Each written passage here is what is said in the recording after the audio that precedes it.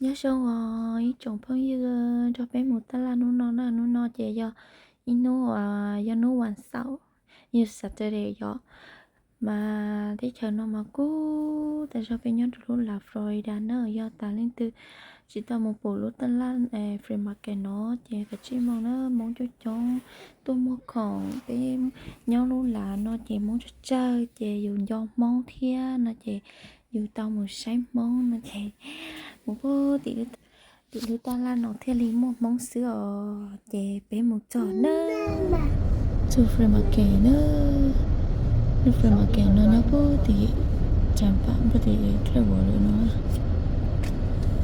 một chỉ mà chính đó cái phố một cái số mà nó đó vậy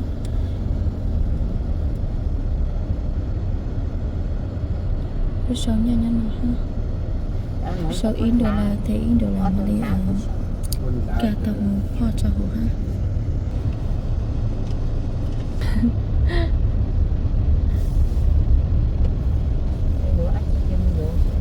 thằng này ta là chọc của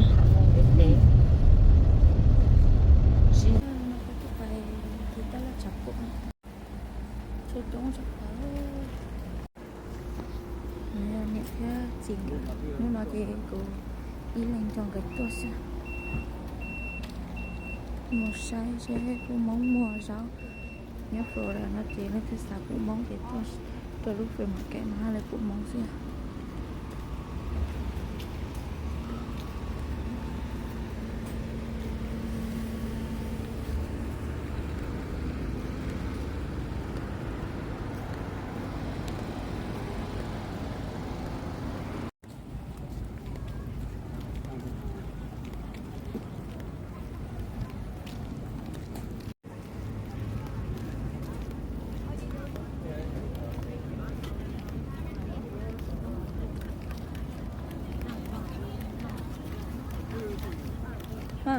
cái xe này bút chạy cho ba trăm ba lá họ cho họ mua tại vì bút chỉ to thu hộ áo bút châu đây xem cho trăm ba cho ba xem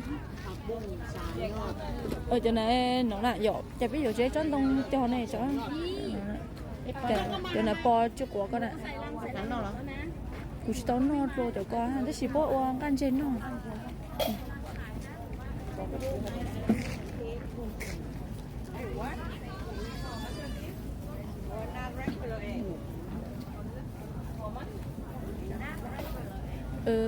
mà chú chọn tôi hà nhớ xong à chị à nó cái xe mì ảnh một này 49 đồng thôi biết trời lưu lưu biết không một trâu nó sao phải lơ chỉ cho hết tàu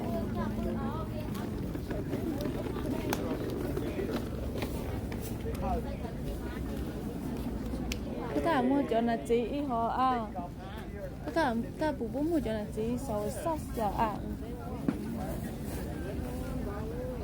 tôi thấy lên mà bố mua thì nó à lâu nữa là tiền là dưới họ cho họ tiền chỉ mua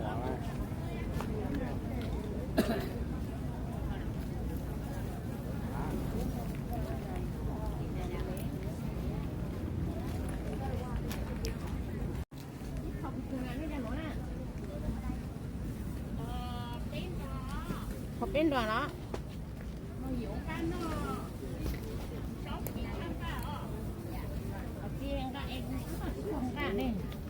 phải cho nước cái nó phải cho nước chip thôi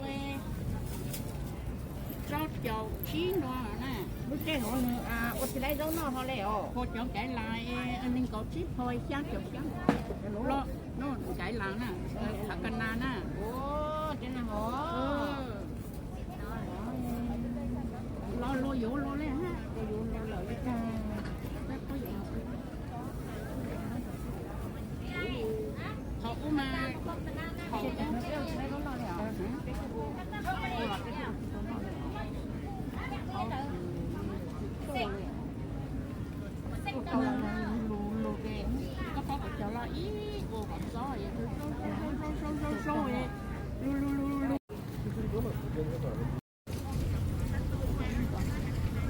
cho con nó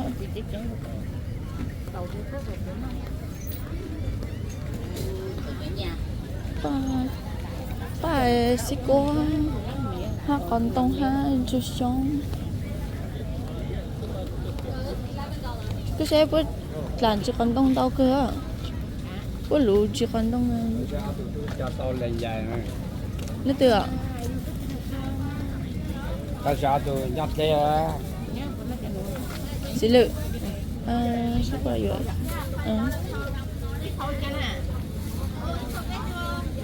là nhảy phở bây giờ chín rồi giỏi không nó pe mình sẽ pe vấn đề rồi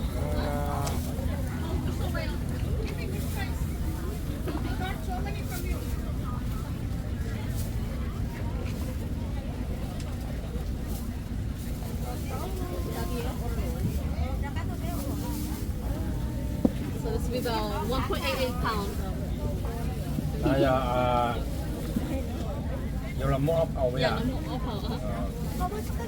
$3 pound. Did you want any? Okay.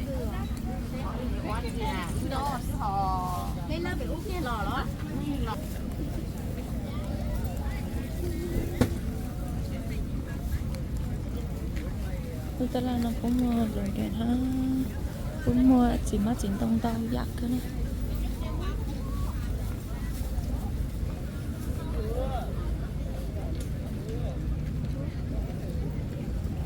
mình cậu thấy ít hồi diện đồ sơ sơ cũng mua lon kẹn xưa sẵn nó lon kẹn xưa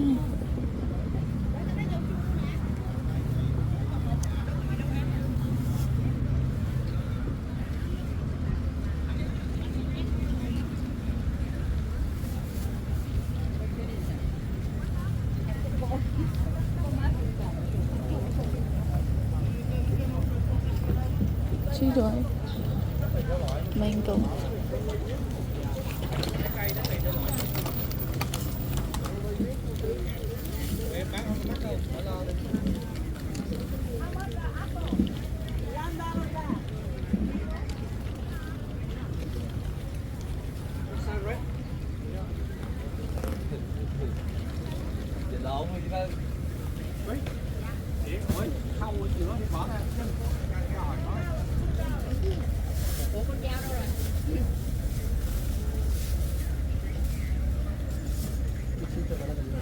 nai đô la nai đô la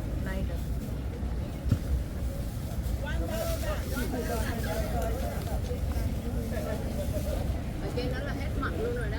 Nhiều cũng không bán rồi đó. Còn nó từ đó đến mình lấy hết. bằng cái đó đâu mất rồi how much per pound Bán hết cái đống này đi nào. Còn có xíu à. how much pound 15 a pound 15 yeah 15 15 a pound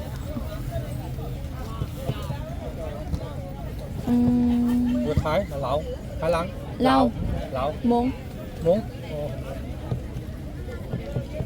Dạ. muốn muốn muốn Có đỏ với trắng. muốn muốn Đỏ hay ngọt hay trắng. lẩu muốn yes you don't I from Laos Lao Lấy thêm gì nữa không anh? Lao everybody can speak Vietnamese language you don't can speak I don't know speak Việt Nam speak Laos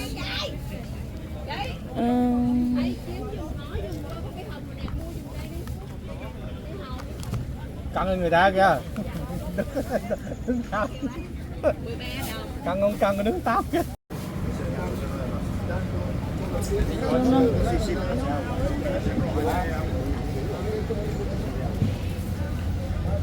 có chờ chị đút lúa có sẵn nó cho họ nè đã hả chờ chị chuyên đánh đút lúa cho họ nè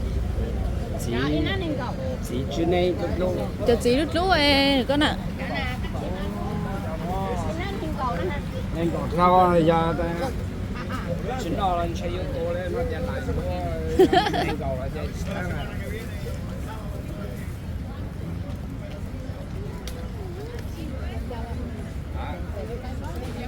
có phải nó bắt cười nữa mà cái sao nó bắt cười nữa bắt à đỡ có cái sự chia háo nọ lọ giờ bữa chín một bữa cứ háo nọ này nè Dịch lúc sau cũng ôi yan đó đó của tao kể nó cá bút tới bóng một chỗ là chị họ cho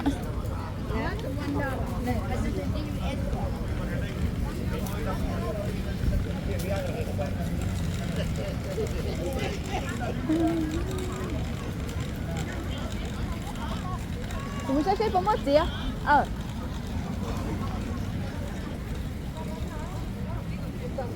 luôn đi gọn tua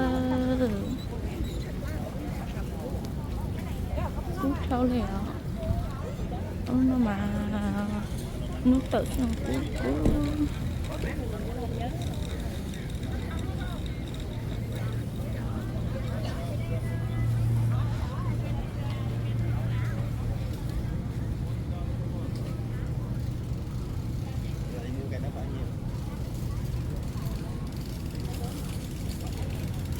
nhiều má luôn tông trên nồi nữa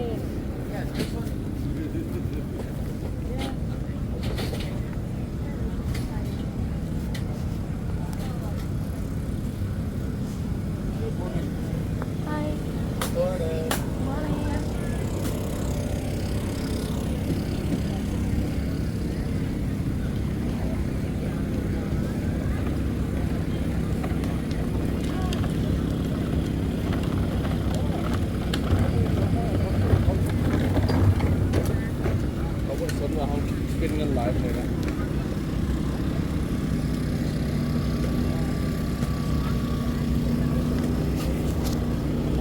tao đi như cái phi sườn How much? 15?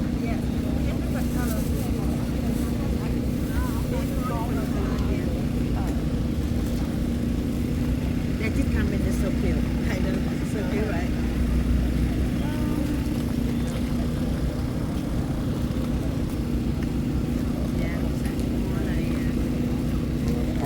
It's okay. Thank you. Chị trong cử lệ lúc nào trong lấy lũ vang chút thôi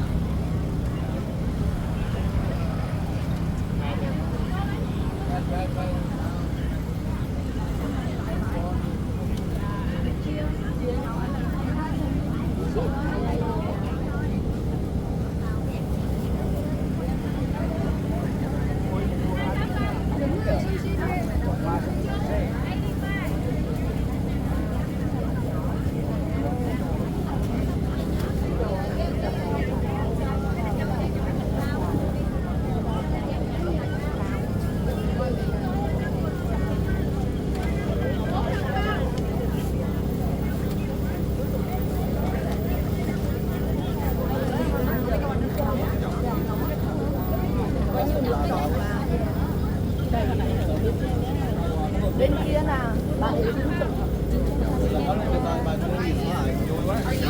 Lại đi làm hả? Em biết sao nó đây. Em đó là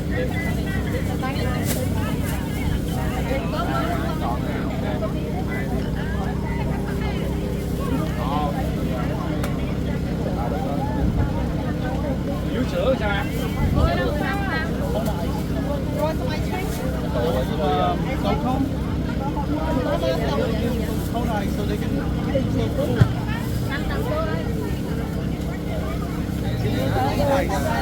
con mới đợi con lấy trái nè.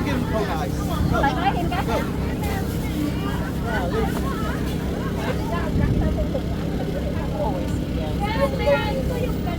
Môi 7 đâu?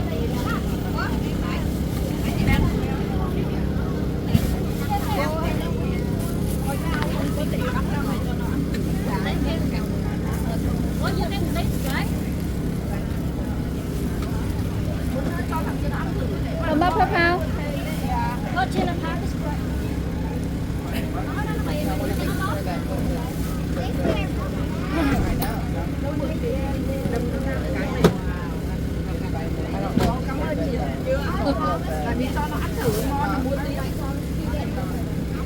That how much?